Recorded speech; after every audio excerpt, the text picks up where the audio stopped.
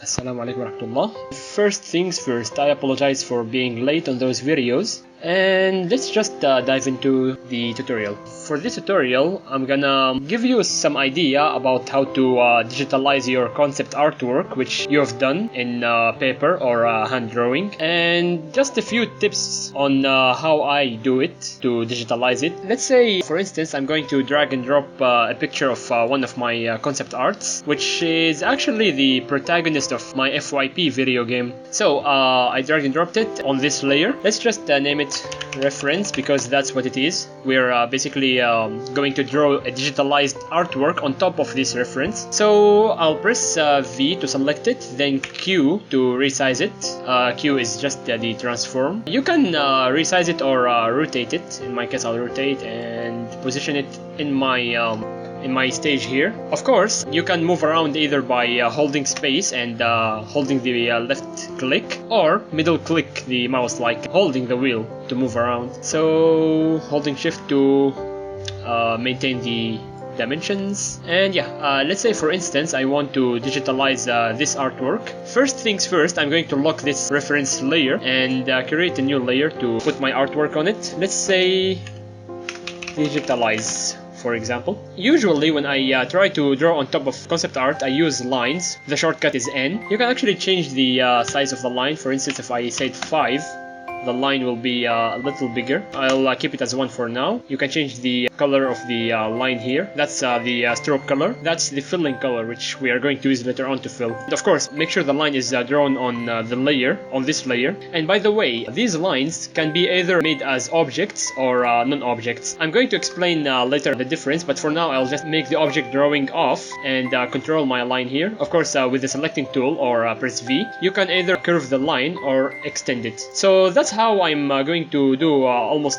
all of these. I'm going to redraw this line from now. Press N to make a line and press V to curve it, extend it or decrease it a little. And basically you'll repeat the same process. N, line tool, you make a line, press V and curve it, extend it as needed, N, line, and so on. So that's how the whole process is going to be for now. Of course, the way how I zoom in or zoom out is holding control and scrolling the wheel in order to zoom in or zoom out. Make sure when you're selecting the line tool, you have to keep this magnet open so that when you try to connect a line, it gets to connect it to the tip of the other line. While if you keep it off, it's going to be free. It's not gonna auto connect, which in my case I need to connect my lines.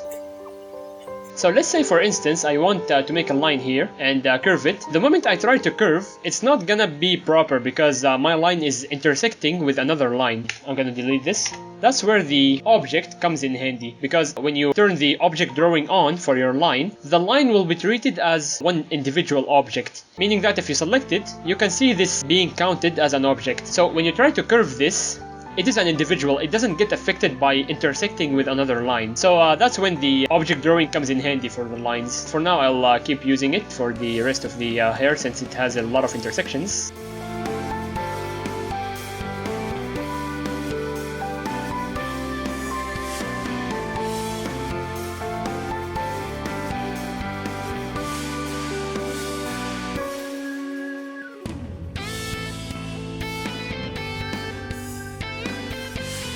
For the eyes, I'm going to increase the stroke to have it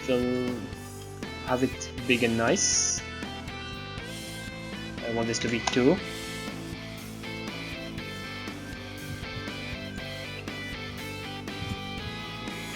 Alright, now I'm pressing K and filling. The hair, for now I cannot fill it because you remember when I made these as individual objects, that means they are not really connecting to the other lines. Each individual object is treated as an individual. So for now, if I want to break down all these to be interconnected with each other, I'm gonna have to select them all, or let's say I'm gonna select the whole artwork. You can see all these different objects being counted as individuals. So basically I'll just press Ctrl B for break. Of course, the reason why I can do this is because the background reference is locked. Let's say if it's not locked, I won't be able to to do the selection, because the background image is selectable and can be modified. So when you lock it, you prevent it from being modified by the user or by you. So now I have this broken down to pieces, and it should work now, or not. Alright, in case it doesn't work, that means some lines must be not connected properly. So you'll have to look these up. For instance, here, it might doesn't look like it, but it actually is outside the zone of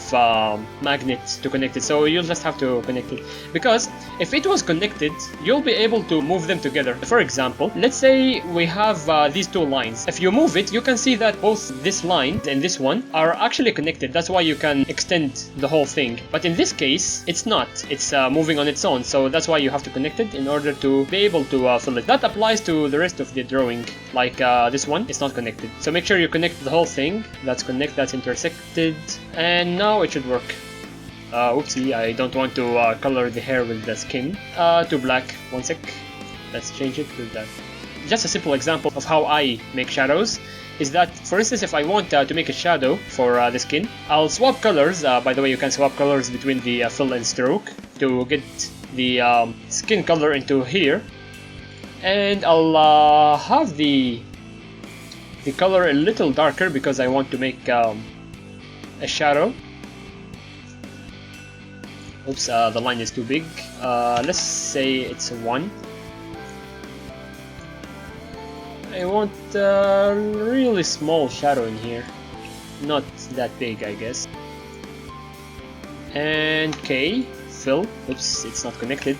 No, wait, I made it in object, so I need to break these up. Break. Now it should be fine.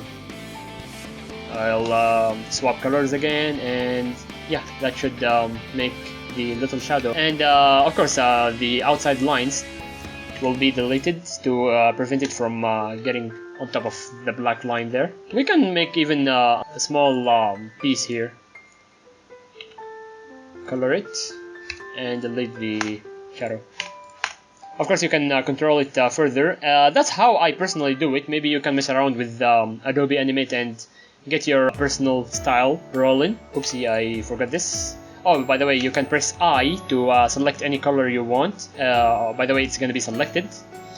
I want the skin. No, I want the hair to be selected, and after you select the color, it will immediately switch to the paint bucket tool. So yeah, we got our character here, and that's how I digitalize my artwork normally. For instance, you see all these artworks I made for my main character for my FYP. I digitalized the whole thing, and all of these are just playing around with your lines, your coloring. Also, if you are facing any issues with the paint bucket tool not painting properly, in case whatever I mentioned didn't work, you can actually go into the paint bucket tool and go to gap size. You can experiment and play around with these until you get into the option that works best for you. These are just made to fill in different types of gaps, so just play around with these and try to paint. Also, sometimes you might try to paint a drawing but it doesn't get painted because you're in the wrong layer, so keep that in mind. Also, the reference, you actually need to assign it as a guide, so that later on, if you want to export your project and don't want these layers to appear in the exported project, whether it's an exported image or an exported video, and at the same time you don't want to delete this layer, then you just assign it as a guide so that it doesn't appear in the final exported file. So yeah,